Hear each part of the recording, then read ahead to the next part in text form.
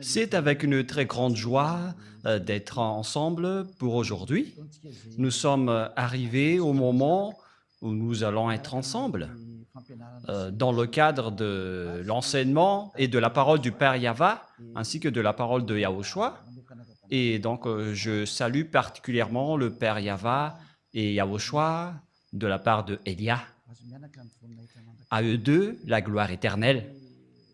Et je réitère mes salutations pour vous qui êtes dans votre foyer, qui recevez et qui suivez cet enseignement pour aujourd'hui.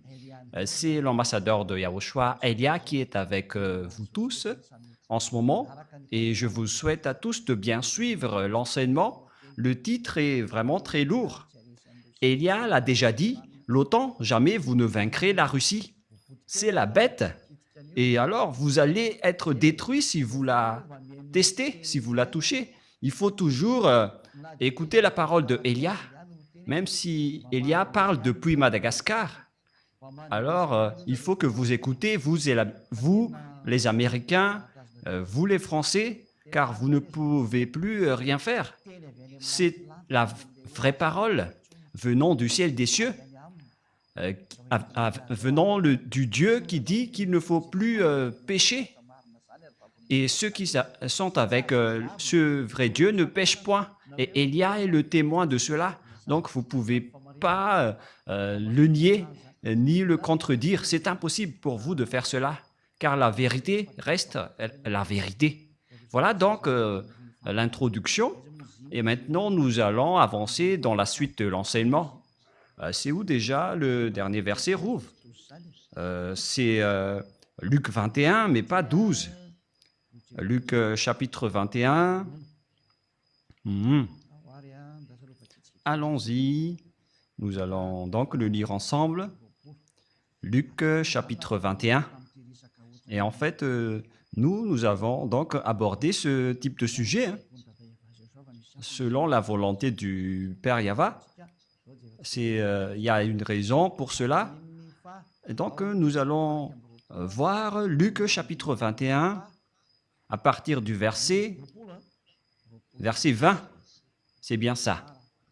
Voilà. Oui. Cette chose vient d'éclater. Allons-y. Lorsque vous verrez Jérusalem investie par des armées, sachez alors que sa désolation est proche. Alors que ceux qui seront en Judée fuient dans les montagnes, que ceux qui seront au milieu de Jérusalem en sortent, et que ceux qui seront dans les champs n'entrent pas dans la ville, car ce seront des jours de vengeance pour l'accomplissement de tout ce qui est écrit. Jusque-là, d'abord, nous allons aborder le sujet à partir de cette parole. Lorsque vous verrez Jérusalem investie par des armées, nous avons vu donc dans l'enseignement numéro 20 que la Russie va attaquer Israël avec l'Iran et tous les pays du Septentrion, y compris les Chinois et les Orientaux, quoi d'autre, les Arabes et les Africains et tout le reste. Ils vont donc tous être avec les Russes. Et nous voyons bien avec les chercheurs géopolitiques mondiaux, on constate que tous les Africains suivent les Russes. C'est bien la vérité. Je ne sais pas pour Madagascar s'il va encore aussi les suivre ou pas, mais ça n'engage que le président de la République malagasy, mais Elia ne va pas rentrer en détail sur cela. Ça concerne les dirigeants. Mais ce qui nous importe, c'est que la parole de Dieu doit s'accomplir. Si vous ne suivez pas cette parole, vous allez être frappé. Parce que vous aussi, vous ne pouvez pas, vous ne trouvez pas quoi faire. Si vous n'allez pas avec la bête, vous allez être tué. Et si vous allez la suivre, alors, wow, c'est vraiment, est-ce que vous allez m'écouter à cause de votre dénigrement, alors que vous savez bien que l'île va attendre la loi. Je rassemblerai toutes les nations pour qu'elles attaquent Jérusalem. Mais waouh! La ville sera, Jérusalem sera détruite. Les maisons seront pillées. On parle ici de pillage. Et le dôme de fer ne pourra plus rien faire. C'est la protection aérienne des Israéliens. Il s'appelle dôme de fer. C'est bien ça?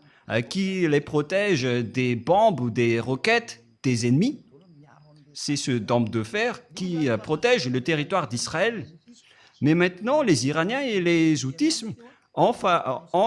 pareil aussi avec les roquettes iraniennes. Il y a des paroles qu'on doit. Versets 1 et 2. Écoutez tous ces paroles de prophètes. Et pour les prophètes du Père Yahva, les paroles sont les mêmes. Les preuves vont petit à petit. Et Élia est donc le dernier prophète qui montre toutes les réalités, tout ce qui va se passer, parce que les paroles des prophètes sont pareilles, mais ce sont les précisions qui les diffèrent. Car voici, en ces jours, en ce temps-là, quand je ramènerai les captifs de Juda et de Jérusalem, et maintenant ils sont déjà rapatriés sur leur terre. Après, en 1822, ils ont commencé à être rapatriés dans leur territoire, à partir de 1822. Et donc, Joël l'a confirmé en disant, lorsque je les ramènerai de leur captivité, et verset 2, je rassemblerai toutes les nations et je les ferai descendre dans la vallée de Josaphat. Là, j'entrerai en jugement avec elles au sujet de mon peuple d'Israël, mon héritage, qu'elles ont dispersé parmi les nations. Le Père Yahva était vraiment triste lorsque les Israéliens étaient en captivité dans les autres nations, mais puisqu'il était en colère, il a été obligé de le faire. C'est pourquoi je vous ai dit, c'est vraiment mauvais de rendre en colère ce Dieu d'Abraham, d'Isaac et de Jacob. C'est interdit de faire cela, car lorsqu'il vous envoie le danger, vous ne pouvez plus rien faire. Et vous allez juste regarder et assumer les conséquences. Et qu'elles ont dispersé parmi les nations et au sujet de mon pays, qu'elles se sont partagées. Et nous allons sauter directement dans le verset 11. Dans le verset 11. Pour continuer la parole de tout à l'heure, lorsque le Père Yahva va riposter, voilà ce qui va se passer. Tout d'abord, il a attaqué les Israéliens, il a frappé les Israéliens, mais après, il va envoyer les personnes dans la vallée de Josaphat. Cette guerre en Israël, donc, va se faire dans la vallée de Josaphat, ou la montagne de Megiddo. Et nous allons lire cette révélation alors. Hâtez-vous et venez, vous toutes, nations d'alentour. On parle donc ici des nations qui sont aux alentours d'Israël. Ils vont tous entrer là-dedans, notamment les Libyens, les Gazaouis, les Jordaniens, les Syriens, je ne sais plus, jusqu'aux Arabes, les Africains. Ils vont tous entrer là-bas pour attaquer Israël. Mis à part les Russes et les Chinois et les pays du Septentrion qui sont avec eux, ce schéma est vraiment très dangereux. C'est un dangereux schéma. Et nous allons également voir l'image en disant « Ô Yahva, fais descendre tes héros, que les nations se réveillent et qu'elles montent vers la vallée de Josaphat, car là je siégerai pour juger toutes les nations d'alentour. » Et donc, c'est à la fois un terrain de combat, et lorsque la guerre devient atroce, le Père Yahva va se montrer pour faire le jugement. Nous allons donc voir cette parole pour prouver est-ce que le danger pour les Israéliens va sortir du septentrion. Et c'est bien cela. Nous allons voir cette parole de Dieu, et en même temps, je dois voir le repère, car ça fait bien longtemps que je n'ai pas enseigné cela. Rouv, Et Rouv aussi, il est devenu une vedette de Yahushua ces derniers temps. C'est merveilleux. Vaut mieux être une vedette de Yahushua au lieu d'être vedette autrement. Dans Jérémie, chapitre 1, verset... quel verset déjà? Jérémie, ça fait bien longtemps que j'ai enseigné tout cela, donc je dois réviser un peu pour confirmer le verset. Jérémie 1,14. Jérémie 1,14. Voici donc le danger que va subir les Israéliens qui va partir du septentrion. Et Yahva me dit, c'est du septentrion que la calamité se répandra sur tous les habitants du pays. Alors préparez-vous les humains, le danger que vous allez subir viendra du septentrion. Et celui qui se trouve dans le septentrion, c'est la Russie. Et j'espère que vous avez tous vérifié la carte du monde en regardant la Russie, en prenant Israël comme centre du monde. Et celui qui est au nord d'Israël, c'est directement la Russie. On parle ici de Gog, le roi de la Russie. Et donc le danger que va subir tous les humains de la terre viendra de la Russie. Et c'est la Russie qui va vous frapper tous. C'est pourquoi le titre « Jamais vous ne vaincrez la Russie ». Pourquoi?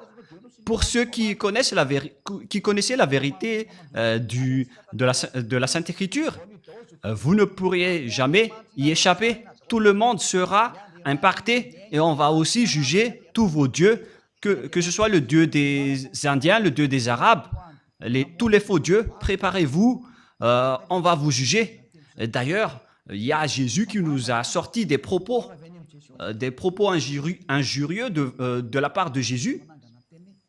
Et il y a ceux qui se disent, mais de quoi il parle? De Jésus? Bien sûr. Et peut-être que l'antenne des gens vont vraiment être très sensibles en disant, mais pourquoi vous avez discuté avec Jésus? Oui, c'était bien le cas. Élia ne ment jamais. Mais si jamais il nous a escroqués, mais c'est difficile aussi de nous escroquer, hein, parce que voilà son propos. Arrêtez de parler. Arrêtez votre parole. Jugez. Et il nous a dit, n'essayez pas de répandre et de dire des propos. Et il y avait d'autres paroles, mais voilà ce que je peux vous dire. Et après, il nous a fait toutes les sortes d'injures et de gros mots. C'était vraiment compliqué. Et si vous allez dire, comment vous savez tout cela? Oh! Parce que lui, il s'est présenté avec son nom.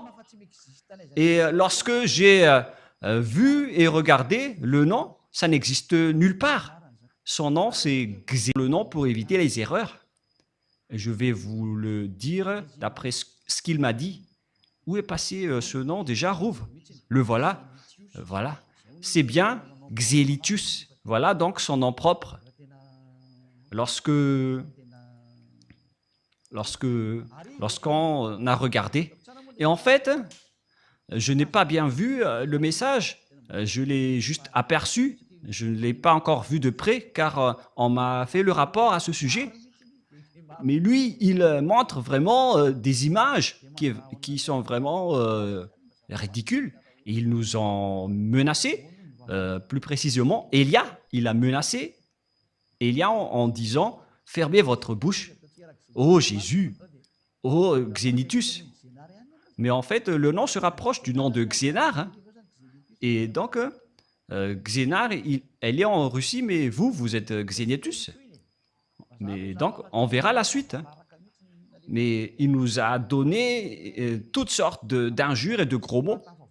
Et après, il nous a dit, vous n'allez jamais réussir à libérer aucune personne, quoi que vous fassiez.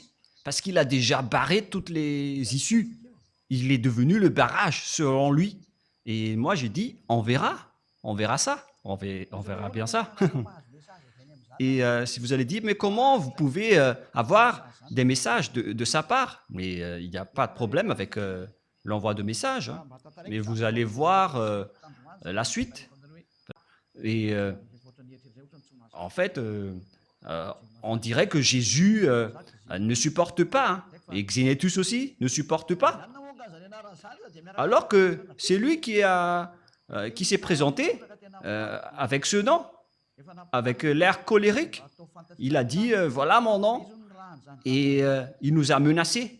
Il a dit qu'il a été envoyé par son soi-disant père.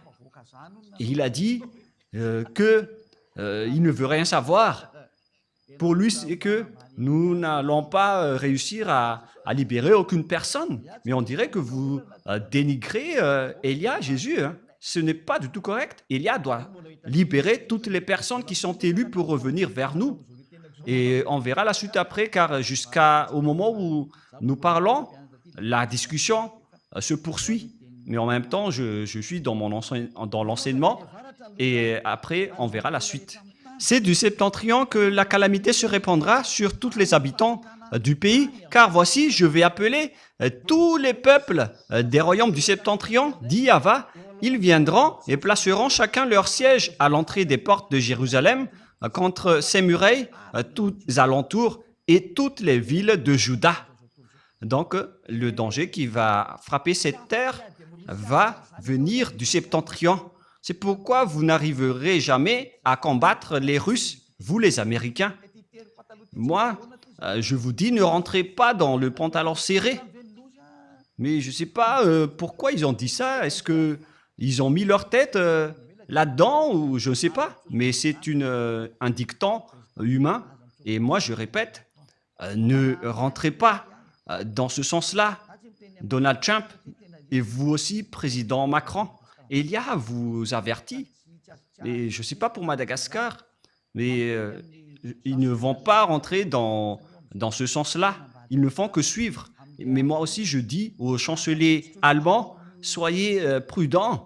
Au roi anglais, ne vous incrustez pas en Russie. Vous tenez la Bible dans vos mains. Mais pourquoi vous ne connaissez rien?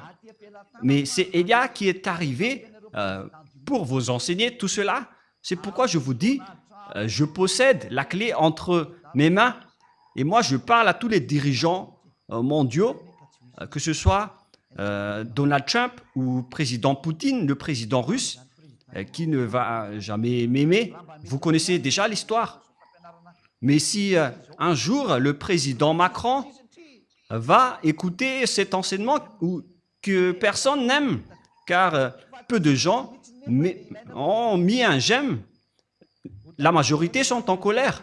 Et on a besoin vraiment de votre colère en ce moment. Et vous allez vous souvenir de la petite clé en logo dans la télé ou dans votre téléphone en disant « Mais c'est quoi cette image? C'est qui ce monsieur? C'est Elia, celui qui porte la parole de la vie que vous haïssez, celui que vous n'aimez pas, car ça ne convient pas à votre pensée. Et ce n'est pas ça qui est important, mais c'est ce qui convient à la vérité du Père Yahva.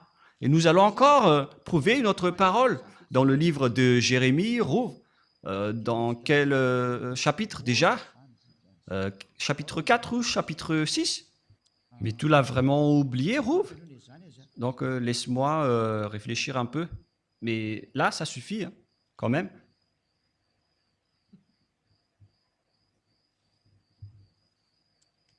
Tout le monde regarde. Jérémie 6, 22.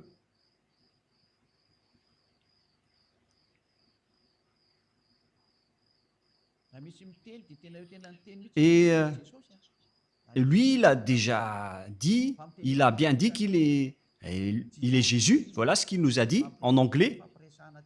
Donc, il a dit Jesus, car la discussion était en anglais. Il a dit qu'il est le maître de tous les cerveaux.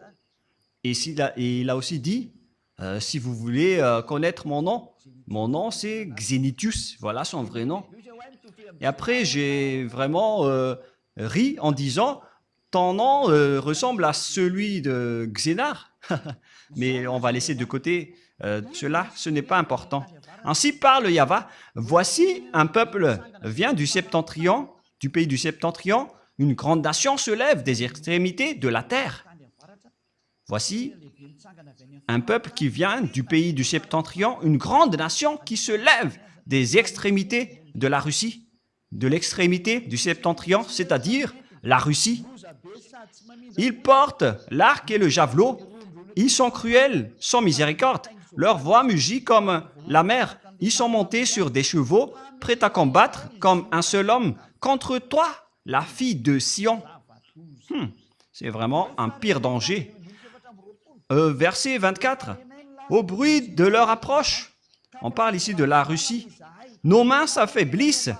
L'angoisse nous saisit comme la douleur d'une femme qui accouche. C'est vraiment un pire danger. Waouh! Ne sortez pas dans les champs, n'allez pas sur les chemins, car là est la glaive de l'ennemi et l'épouvante règne alentour. Ça va être le pire danger pour les Israéliens. C'est pourquoi les Israéliens vont devoir se réconcilier avec la Russie, qu'ils n'aiment ou pas. Et je vous préviens déjà, peut-être que ce ne sera plus vous, le Premier ministre, à ce moment-là, Benjamin Netanyahou, mais je vous partage quand même la parole. Vous n'aurez plus aucune solution. Il faut vous réconcilier dès maintenant, car ça va être pire pour vous. Les femmes d'Israël vont être violées.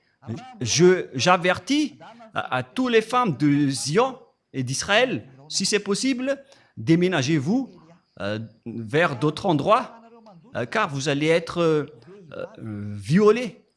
Élia vous dit aux femmes israéliennes, vous avez encore le temps de fuir, car ils vont apporter vraiment le danger atroce. Et donc, Élia fait un grand appel, même si personne ne l'écoute. Pour vous, les femmes israéliennes, cherchez un moyen de fuir Israël dès maintenant, car ça va être abominable. Le danger qui va vous arriver, ce sera du jamais vu sur cette planète Terre. Ça va être vraiment abominable. Oh mon Dieu, même d'y penser, c'est vraiment très triste. C'est vraiment un pire danger.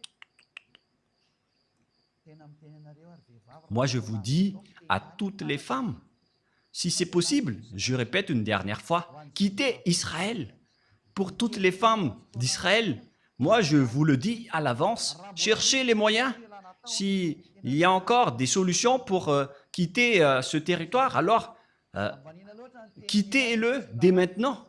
Mais puisque vous avez dénigré les paroles de Élia, et alors vous allez voir. Mais Élia sourit toujours et il vous donne toujours des messages pour dire aux humains d'écouter, car ça va être dangereux. C'est vraiment le danger. Et vous allez dire, mais qu'est-ce qui se passe vraiment? C'est le danger. Oh mon Dieu! Ils vont vous doiter.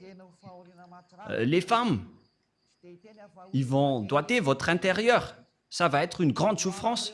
Je ne veux pas le dire, mais Yahushua me l'ordonne de le dire. Ils vont vous doiter votre appareil génital. Ça va être une souffrance atroce. Il y aura encore pire, mais c'est ça ce que je peux dire pour l'instant. Ça ne restera plus d'un simple viol, mais ça va être encore pire. Il va vous dévorer jusqu'à votre intestin. Et ça va être de la grande souffrance et de la terreur, car ils sont en colère à cause des 40 000 personnes que vous avez tuées. Ils sont en colère contre les Américains qui vous protègent. Et la parole est très directe pour les Américains. Vous allez être vraiment blessés, car l'anéantissement est déjà descendu, c'est déjà en cours. Il n'y a plus rien à faire sur votre planète Terre. C'est pourquoi Élia vous dit, écoutez une dernière fois, si vous avez les moyens d'écouter, écoutez encore un peu plus.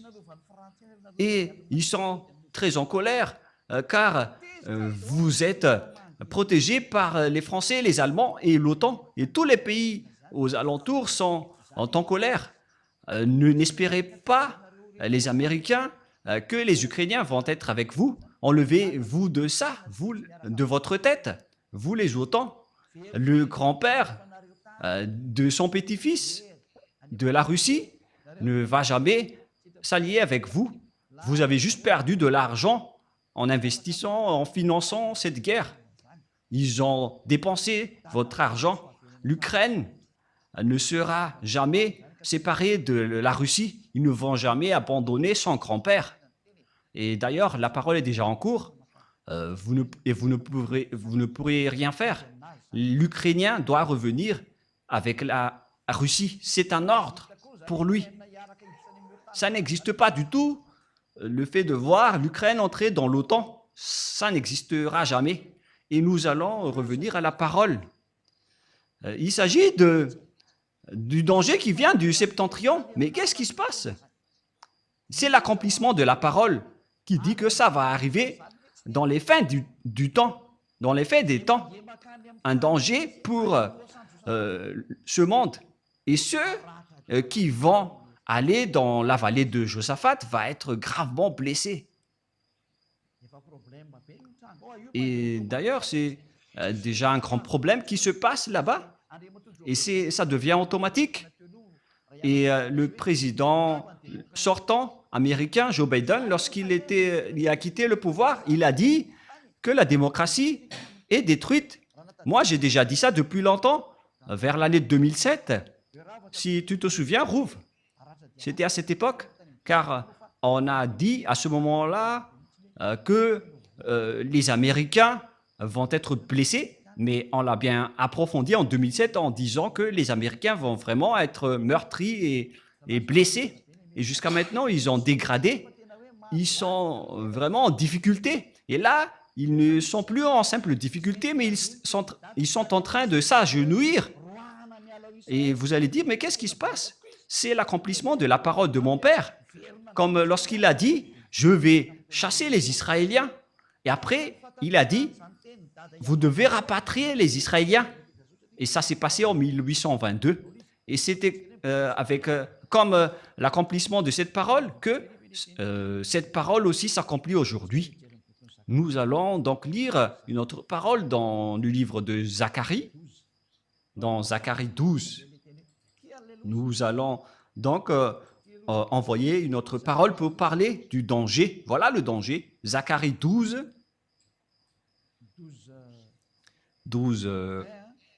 1, 2, 3.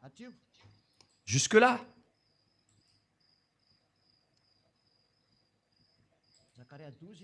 Zacharie 12, 1 jusqu'au 3. Et vous allez dire, on dirait que vous faites correspondre bêtement la parole de Dieu. Mais pourquoi ce n'est pas cohérent? Vous êtes aveugle si vous dites que ma parole n'est pas cohérente. Et d'ailleurs, toutes nos paroles doivent être cohérentes, car le Père Yahva a dit, les paroles viennent des prophètes israéliens. Et Élia est le dernier prophète qui accomplit la vérité d'après toutes les paroles des prophètes israéliens. Lui, il est arrivé dans l'île pour accomplir la parole du Père Yahva. Et le moment de l'accomplissement de cette parole, je précise bien, est arrivé. Il s'agit de la parole de la prophétie de Yahva pour les Israéliens. Ainsi parle Yahva, qui a étendu les cieux et fondé la terre, et qui a formé l'esprit de l'homme au-dedans de lui. Celui qui a rendu esclaves les Israéliens et qui a fait rapatrier les Israéliens par la SDN en 1822, les Juifs ont été rapatriés. Et maintenant, ils ont encore un gros problème, car Élia est arrivé. Voici, je ferai de Jérusalem une coupe d'étourdissement pour tous les peuples d'alentour. Voici, je ferai de Jérusalem une coupe d'étourdissement pour tous les peuples d'alentour, et aussi pour Juda dans le siège de Jérusalem. Jérusalem va être frappée. Et en ce jour-là, je ferai de Jérusalem une pierre pesante pour tous les peuples. On parle ici d'Ivron. Et les pays d'alentour vont être étourdis à cause des Israéliens. Et puisqu'ils sont protégés par les Américains, ils en profitent pour terroriser les Arabes. Et tous les pays d'alentour sont étourdis. Et lorsqu'ils redeviennent sobres, ils vont attaquer les autres. Et en même temps, je ris un peu. Et si vous allez dire, pourquoi vous riez des malheurs des autres? Mais moi, je ris parce que vous ne voulez pas écouter. Excusez-moi. En ce jour-là, je ferai de Jérusalem une pierre pesante pour tous les peuples. Il va faire d'Israël un problème mondial. Et qui peut nier cela? Regardez d'ailleurs la folie du président Donald Trump. Je dis directement que c'est de la folie, car c'est vous qui êtes le maître de la démocratie. Et c'est la preuve que la démocratie est détruite. C'est lui qui l'a détruite en premier. Pourquoi vous n'avez pas écouté la voix du peuple gazaoui dans la bande de Gaza? Car Donald Trump a déclaré tout simplement comme sa déclaration d'annexion du Panama, du Groenland, de Canada, qu'ils veulent faire la 51e État américain pour le Canada. Et c'est pareil aussi avec le Gaza. Ils vont annexer Gaza en territoire américain. Et après, ils ont dit de chasser toutes les Gazaouis pour aller en Égypte et dans d'autres territoires. Et les Gazaouis étaient très en colère contre Donald Trump en disant qu'il n'écoute plus la voix de son peuple, mais ils écoutent celui qui lui donne des ordres. Mais moi, je vous dis que on ne peut rien faire. Il doit suivre les ordres. On ne peut rien faire. C'est vraiment dangereux. C'est vraiment un grand danger. C'est vraiment bizarre, la situation qui se passe sur cette terre. Mais on ne va pas détailler, on va laisser de côté d'abord ce sujet. Mais on vous dit que c'est vraiment bizarre ce qui se passe en Amérique. Ils sont les maîtres de la démocratie, mais ce président, il n'écoute pas les peuples. Il se soucie des peuples et on verra la suite, mais moi je vous le raconte juste. Et tous ceux qui la soulèveront seront meurtris. Et tous ceux qui la soulèveront seront meurtris. Et maintenant, ce sont les Américains qui la soulèvent. Alors, préparez-vous les Américains, vous allez être meurtris et blessés. C'est obligatoire pour vous et vous ne pouvez rien faire. Vous allez subir la parole du Père Yahva pour que tous les habitants de la terre connaissent que vous avez un Créateur et vous devez suivre ses ordres. C'est pourquoi Élia est arrivé pour dire à tout le monde l'accomplissement des paroles des prophètes israéliens et qui va se terminer par Élia. Moi, je vous dis à vous, les Américains, c'est vous qui avez soulevé les Israéliens depuis 1822 jusqu'en 2025. Votre blessure va être grave et vous ne pouvez plus rien faire. Je n'ai rien inventé, c'est la parole de mon Père. Le moment d'accomplir tout cela est arrivé et tout le monde doit se taire. À compter de cette parole de Élia, aucune autorité ni aucun pouvoir ne peut empêcher cette parole du Père Yahva. Celui qui a dit on ne souille pas mon nom et je ne donnerai point ma gloire aux autres. Selon le livre d'Ésaïe, quel chapitre déjà, Rouv? Ésaïe 48. 48, 11. Waouh, Rouv. Tu mémorises bien les versets. Ésaïe 48, 11. Voilà ce qui est dit. C'est pour l'amour de moi que je veux agir. Comment mon nom serait-il profané? Je ne donnerai pas ma gloire aux autres, selon le Père Yahva. Il ne le donnera pas à Jéhovah, ni à Jésus, ni à Allah, jamais. Il ne donnera pas sa gloire à Ganesh, à Bouddha ou Brahma. Poussez-vous tous. Mais la parole doit être accomplie selon le programme du Père Yahva d'abord. Mais il ne blague pas. C'est le Dieu d'Israël, le Élohé d'Israël, qui se nomme Yahva, qui a dit que mon nom ne sera pas profané et je ne donnerai pas ma gloire à un autre. Voilà le Dieu d'Abraham, le Dieu si saint, qui déteste les péchés. Il a dit que vous allez être blessé gravement les Israéliens. Et afin que cette situation ne va pas aggraver les choses, moi je vous dis aux Américains, poussez-vous car vous ne pouvez pas combattre cette parole. Et dégagez-vous tranquillement et laissez les autres faire ce qu'ils ont à faire. Et moi, je donne un bon conseil à l'OTAN, dans le chef et les États-Unis, mais il y a aussi la France, l'Angleterre, l'Allemagne et tous les autres qui sont membres. Il faut que vous vous poussez. Si vous êtes sage, ne touchez plus à l'Ukraine si vous ne voulez pas avoir le danger. Moi, je vous ai déjà dit que les Russes possèdent des armes spécifiques, pas comme les autres. Le chef des extraterrestres sont avec eux. Et où est cette parole, Rouv? Tu es devenu vraiment une vedette hein, dans Ésaïe 14. Et l'étoile est allée où déjà, les enfants? Elle est allée dans les pays du Septentrion, celle qui veut combattre Yahushua. Ésaïe 14, 12, 13, 14. Nous allons donc lire ces paroles. Elle est allée où cette étoile? Ésaïe 14, 12, 13 et 14. Te voilà tombé du ciel, astre brillant, fils de l'aurore. Et lui aussi, elle aussi, donc c'est un astre brillant. Tu es abattu à terre, toi le vainqueur des nations. Et cette chose aussi veut être un astre brillant, alors que c'est Yahushua qui est l'étoile brillante. Nous allons encore lire aussi cette parole dans Apocalypse 22, 15, si peut-être, je ne me trompe pas. Apocalypse 22, 16. Moi, Yahushua, j'ai envoyé mon ange pour vous attester ces choses dans les églises. Je suis le rejeton et la postérité de David, l'étoile brillante du matin. C'est Yahushua qui est l'étoile brillante, mais cette chose aussi veut être un astre brillant, une étoile. Oh mon Dieu, c'est quoi ce danger que les diables sont en train de faire? Ils ont usurpé Yahushua jusqu'à la crucifixion. Ils ont dit qu'il a été crucifié.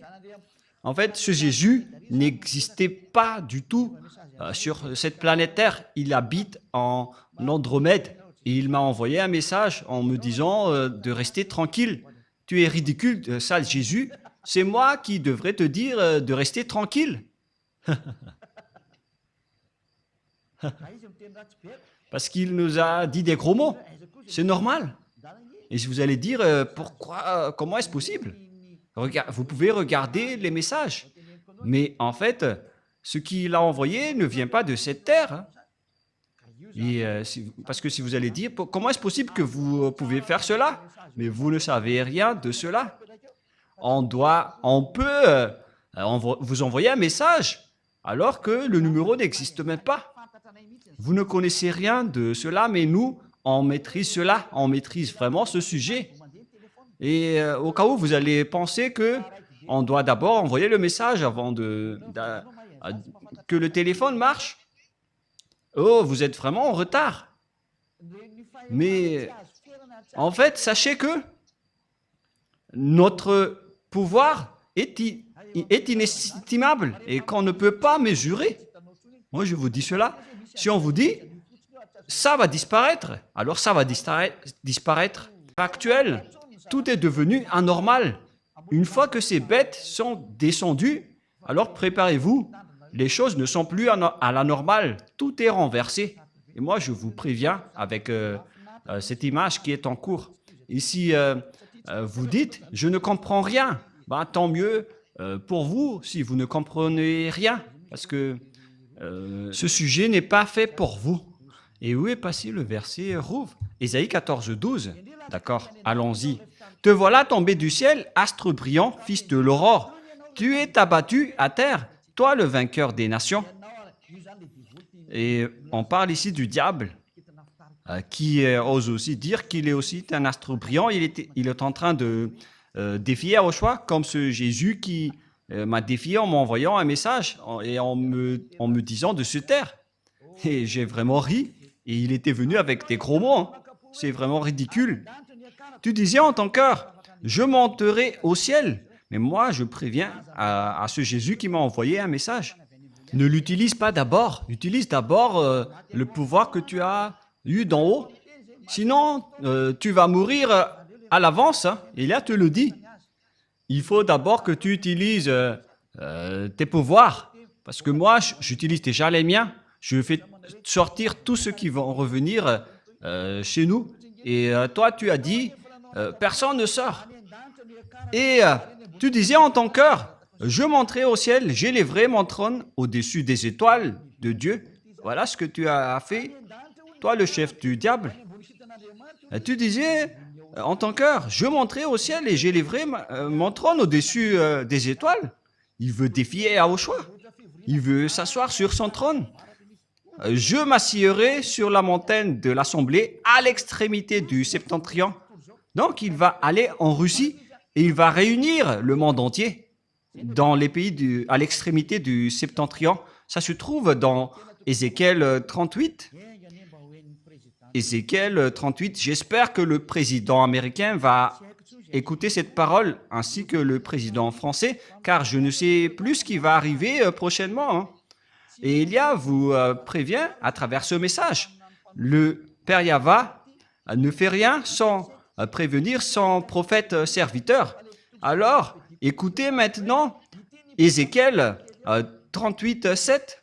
Et si vous allez dire que je fais des jeux de dominos, moi je vous dis c'est ce jeu de dominos qui va vous frapper prochainement. Les joueurs de dominos sont très contents d'entendre ça avec ces doubles 6 qui s'apparaissent. Prépare-toi, tiens-toi prêt.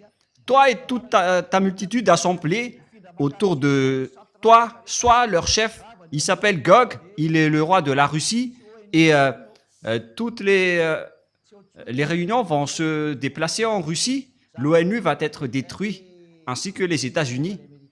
Pour les Américains, il n'y a plus d'issue. Bye bye les Américains, vous n'avez plus de solution.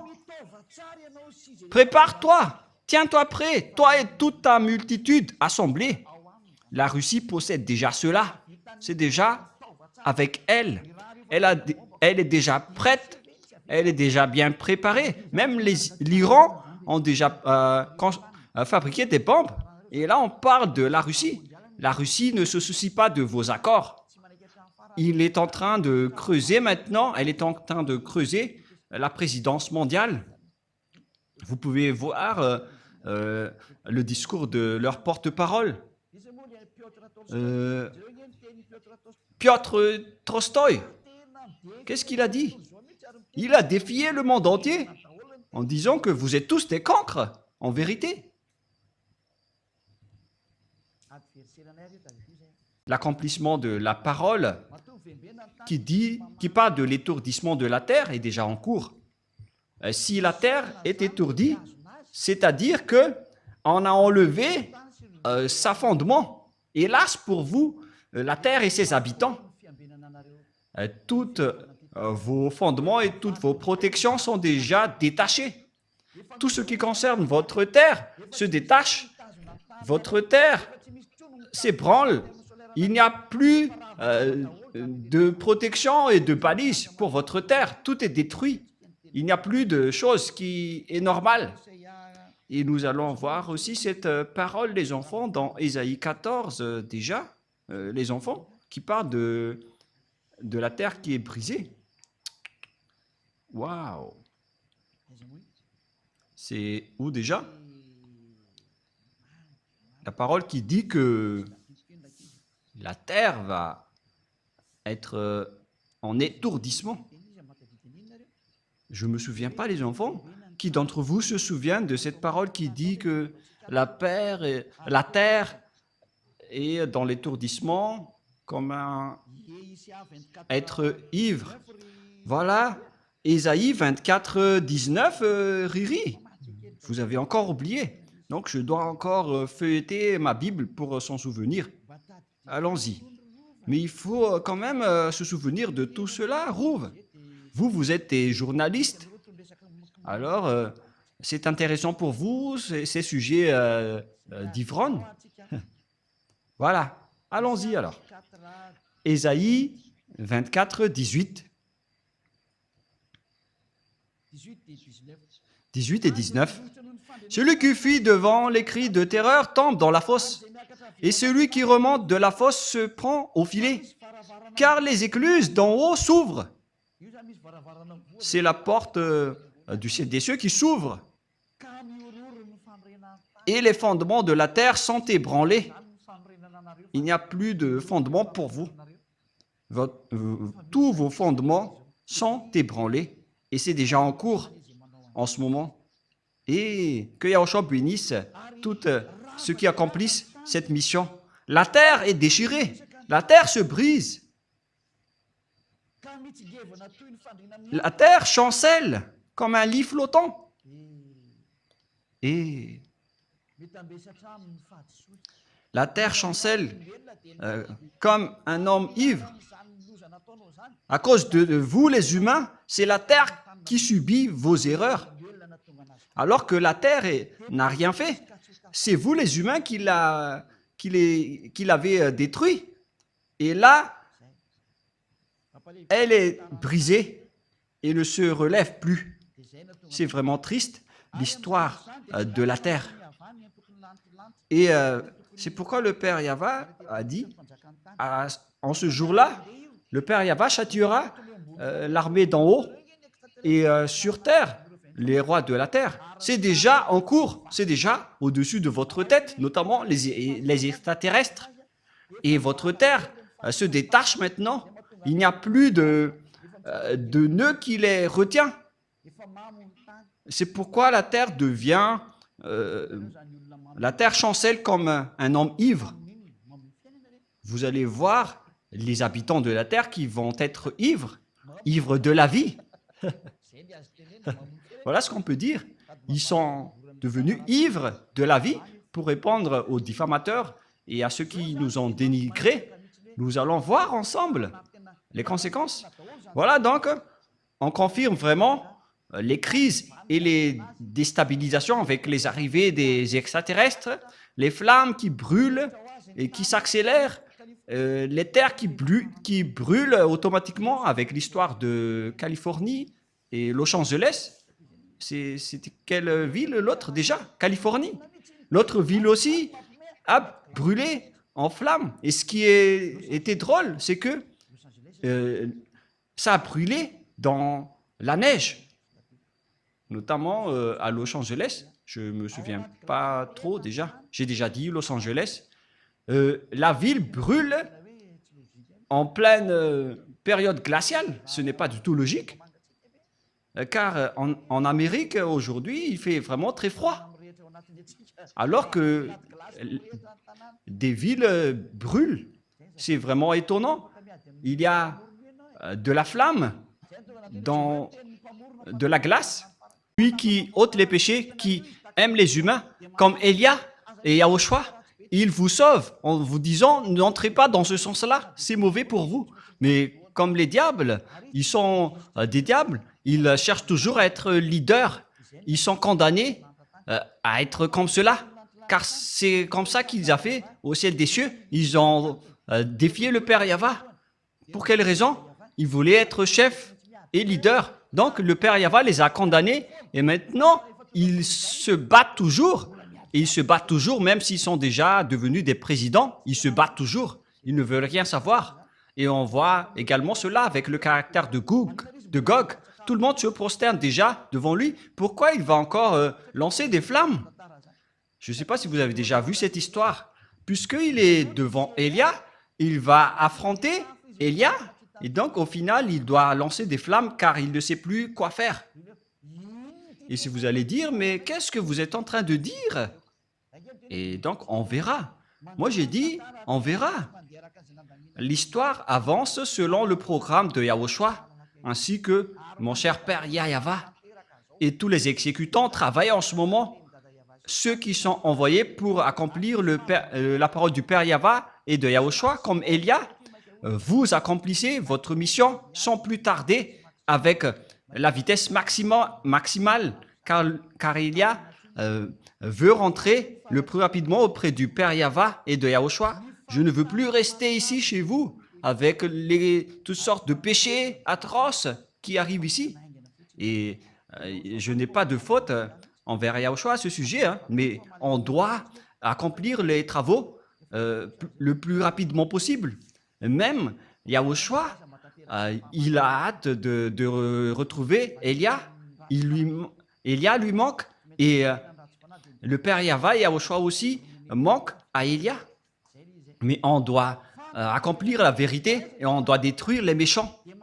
La question qui se pose, quelle est la finalité de cette guerre? Car on connaît maintenant que les Américains ne peuvent plus bouger. Si vous que vous aimez ou non, l'OTAN va être détruit. Tout va être détruit. C'est pourquoi le système de BRICS va monter en puissance, qu'il n'aime ou pas. Le système du dollar va être détruit et tout le reste, jusqu'à la Banque mondiale, elle va être déménagée en Russie. Et ça va être Gog qui sera le maître et vous allez vous prosterner devant Gog.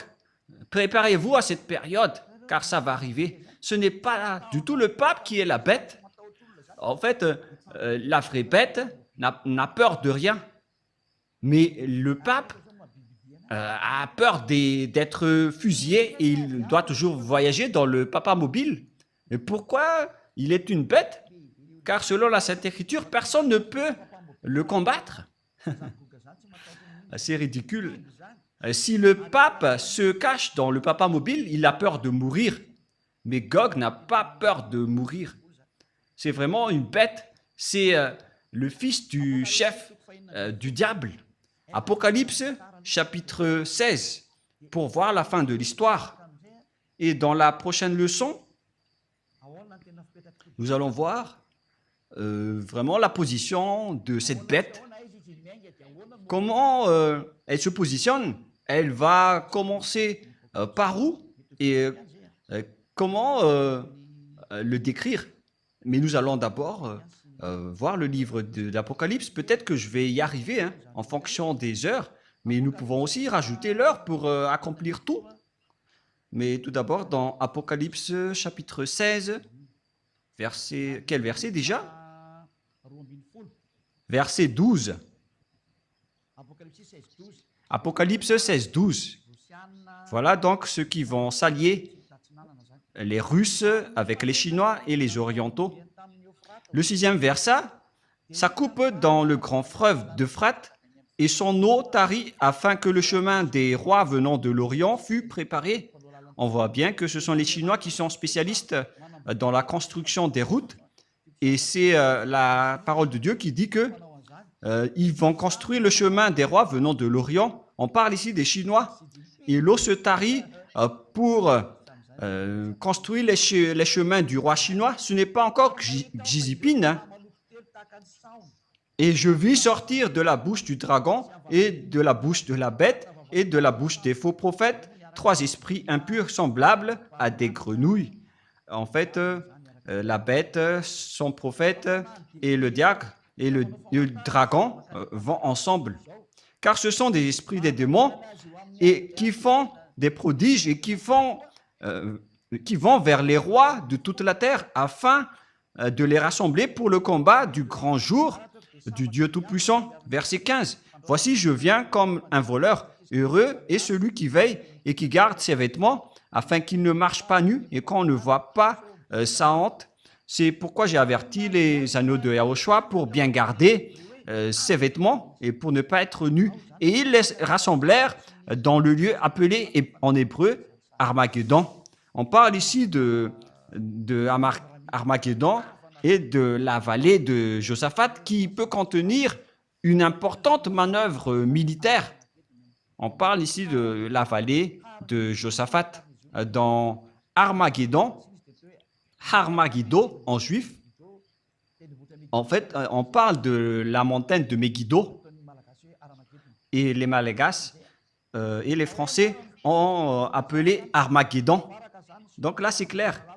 On voit ici que les Chinois sont les spécialistes dans la construction des routes. Ils sont maîtres de la construction des routes n'importe où, partout, jusqu'à Madagascar. Les Chinois ont un grand part de marché dans la construction routière. Et on parle que de Madagascar, qui est un petit pays. Et imaginez, dans les autres pays, le monde entier ne peut pas échapper aux paroles de Père Yahva. Et donc, d'où vient cette bête en réalité? Apocalypse 13, il vient du septentrion. Nous allons poursuivre ensemble en disant que cette bête, c'est une conception diabolique.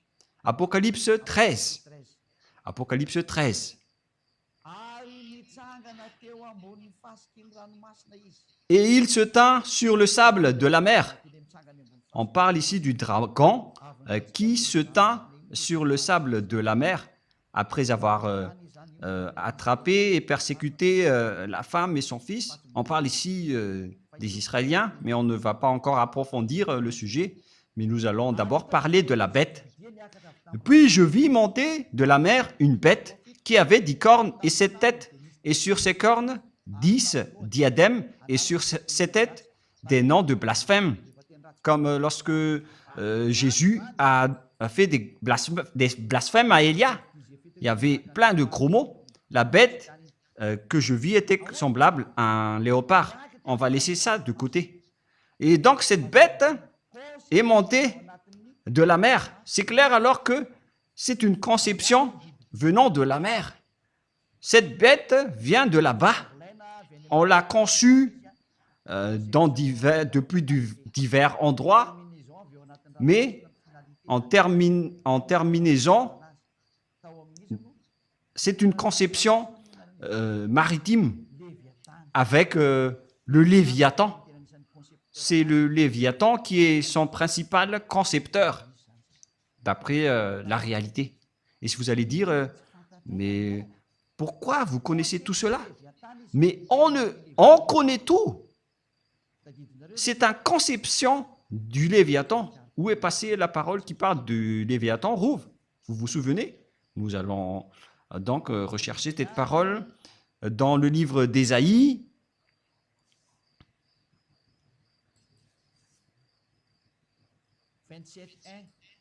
27.1. Ésaïe 27.1. Nous allons lire un peu cette parole. Et ces deux personnes en profitent tout simplement. Vous êtes malins.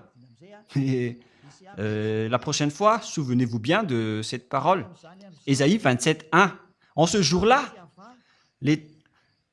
Yahva frappera de sa dure, grande et forte épée. On parle ici de la grande épée de Yahva qui frappe. Si le Père Yahva sort son épée, c'est pour tuer vraiment son ennemi, qui n'est autre que Yahushua, qui est en train de marcher à ce sujet-là avec Élia. Nous sommes ensemble jusqu'à la fin. Pour frapper le Léviathan, serpent fuyard, le Léviathan, serpent tortueux, et il tuera le monstre qui est dans la mer. Vous voyez? Le dragon, il était au bord de la mer. Il était debout au bord de la mer en attendant la bête qui va sortir de la mer. C'est une conception du Léviathan. On peut dire que le Léviathan est le numéro 2 des Lounés. C'est Léviathan. Les Léviathans font partie des numéros 2 des Lounés. Ils ont une base maritime. C'est pourquoi ce n'est plus conseillé de voyager par la mer. Pour vous les humains qui aimez voyager par la mer, moi je vous dis, vos cadavres vont disparaître là-bas. Même avec ces cyclones qui sont graves en ce moment. Ça va être de la tuerie, car ces imbéciles sont en colère. Ils connaissent que leur temps est très peu et ils sont en train maintenant de déchirer le tapis et de tout tuer. C'est pourquoi je vous conseille de ne plus voyager par la mer si c'est possible. Voilà la vérité. Il y a plusieurs types de Léviathan dans la mer. Le Léviathan, serpent fuyard, et le Léviathan, serpent tortueux. L'autre, un fuyard, et l'autre, un tortueux. Et ils se trouvent tous dans la mer. Et Gog, donc, a été conçu dans la mer. Voilà. Il y avait une conception extérieure tout d'abord, car on a besoin d'un apport extérieur au début. Donc, on a dû apporter quelque chose depuis l'extérieur de la mer. Et après, on l'a conçu dans le laboratoire sous-marine. Et si vous allez dire, est-ce que vous avez déjà vu leur laboratoire? Moi, je vous dis la vérité que je n'étais pas encore là-bas, mais on m'a fait connaître que ça existe. Et voilà ce qui se passe là-dedans. Mais ceux qui ont été déjà envoyés là-bas, qui m'ont rapporté son existence, et après, moi, je vous le partage. Car la révélation de Élia vient de Yahushua. Et donc, ce Gog, c'est une conception des Léviathans. C'est pourquoi son père est sorti de la mer. Car le dragon ici désigne son père. C'est la vérité. Et le père était en train d'attendre la sortie de son fils. Et nous allons revenir avec l'Apocalypse 13. Et si vous allez dire, c'est comme un dessin animé, ben, c'est la vérité. Vous avez déjà vu les extraterrestres dans les dessins animés? Allons-y alors. Et il se tint sur le sable de la mer, puis j'ai vu monter de la mer une bête qui avait 10 cornes et 7 têtes. Il venait donc de la mer. C'est une conception maritime. Et préparez-vous, lorsqu'elle va sortir, il va attaquer. Et les extraterrestres qui sont tombés d'en haut, jusqu'ici, sont différents de ceux qui vont sortir de la mer, qui n'est autre que Gog. C'est une conception sous-marine. Il a été conçu dans le laboratoire sous-marine, c'est-à-dire qu'il existe des laboratoires extraterrestres sous la mer. Élia a donc expliqué toutes les choses. Alors préparez-vous, car Gog va entrer. Je ne dis pas que ça va être demain ou après-demain. Le président russe, Poutine, doit accomplir son travail, car il est le précurseur de Gog, le roi de la Russie, celui qui va terroriser le monde, qui vient du septentrion. Il est arrivé maintenant. Les Américains ne peuvent pas les combattre, sinon vous allez être détruits. Vous n'allez pas réussir à rien faire avec la loi numéro 5 de l'OTAN, en disant que si quelqu'un touche à un seul membre, tous les autres membres entrent en guerre pour la soutenir. Vous ne pouvez rien faire contre lui. Il est votre chef. Il va donner des ordres à vos cerveaux. Le moment est arrivé pour faire accomplir les paroles du Père Yahva, pour que les gens s'agenouillent et se prosternent devant le Père Yahva, pour qu'ils disent que c'est Yahva qui est le vrai Dieu. Voilà l'objectif de Élia. Si c'est Yahva le vrai Dieu, alors suivez-le. Élia a déjà dit ça à l'époque du roi Ahab, et ça revient en ce moment. Il a dit, si c'est Yahva qui est le Dieu, alors adorez-le. Mais si c'est Baal qui est le Dieu, alors allez-y pour adorer vos Baals. Élia répète cela aujourd'hui pour le monde entier. Si c'est Yahva qui est le vrai Dieu, alors rapprochez-vous de Yahva par le biais de Élia. Mais si c'est Jéhovah, Yahvé, Vishnu, Brahma, Allah et tous les autres, Bouddha, si ce sont ces derniers qui sont des dieux, alors allez-y, suivez-les et on va se revoir. Et si vous allez dire, mais pour vous osez vraiment dire ça tout seul?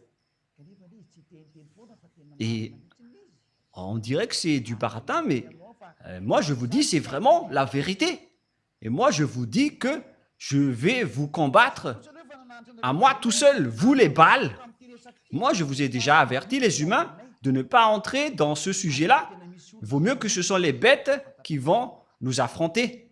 Et ils ont également des bêtes humaines qui nous connaissent déjà. Mais moi, je n'ai rien. Moi, je vais sortir, je vais dans ma voiture, je vais dormir après je vais à l'église demain. Je n'ai rien entre les mains. Élia n'a rien entre ses mains. Mais voilà. Et je n'ai pas autre chose entre les mains. Mais eux, ils ont tout. Ils ont des fusils, des missiles et des bombes. S'ils vont me bombarder, je vais être détruit.